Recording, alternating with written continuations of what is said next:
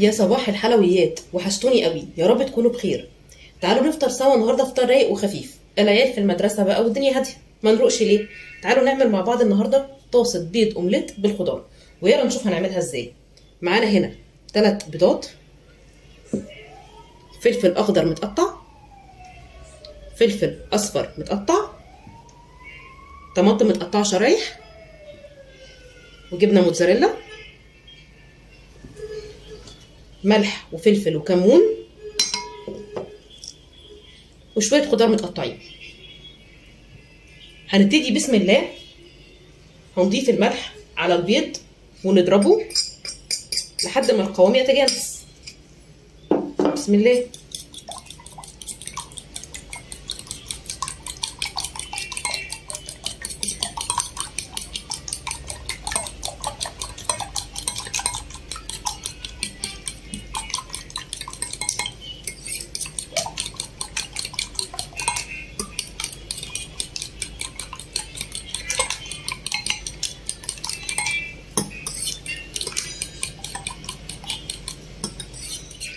بعد ما القوام تجانس معانا زي ما انتم شايفين، هنبتدي ننزل بالمكونات بتاعتنا حاجه حاجه.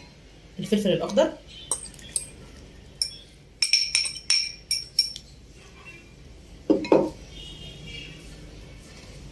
الفلفل الاصفر،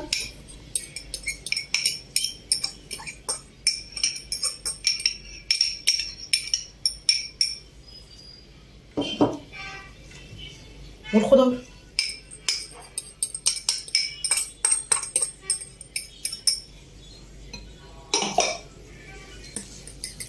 وهنخلط الخليط مع بعضه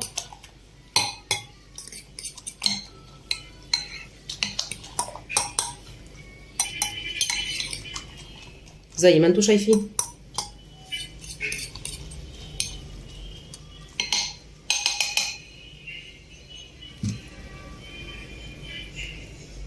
لحد ما يتجانس.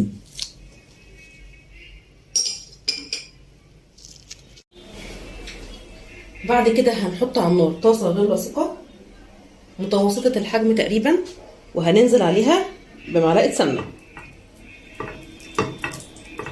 او زبده او اي ماده دهنيه عندك انت بتحبي تشتغلي بيها. هنصبر شويه الماده الدهنيه تسخن،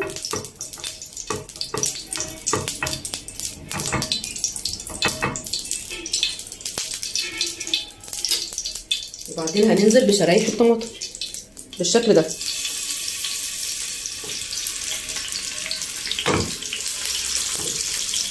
انا راعيتي تكون الطماطم متقطعه شرايح رفيعه مش تخينه.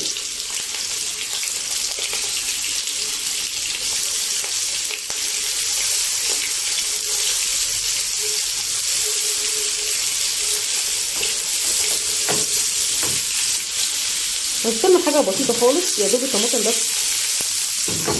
تاخد لون تتسوى.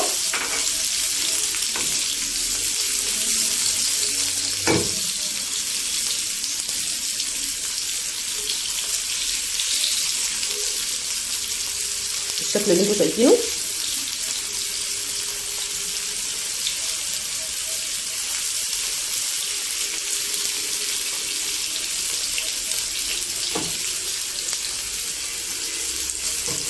ما خدتش معانا وقت،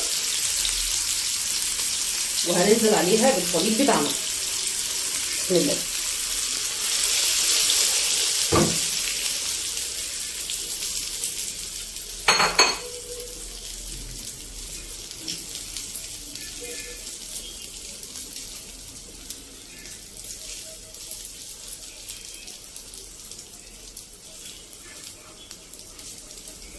مع الخطوه دي هنبتدي نهدي النار قوي،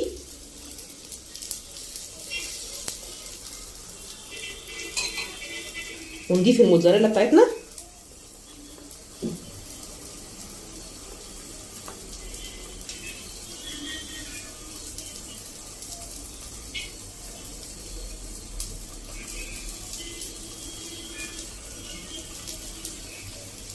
ونغطيها عشان الموتزاريلا تسيح،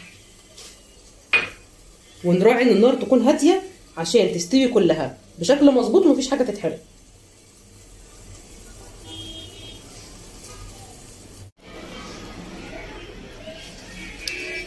تعالوا كده نختبر سواها.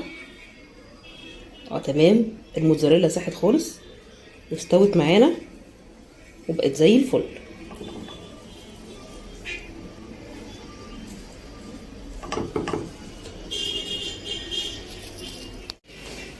وبكده يبقى خلصنا النهارده طاسه البيض بالخضار اللي عملناها، صحيه ومغذيه وخفيفه والاطفال هتحبها.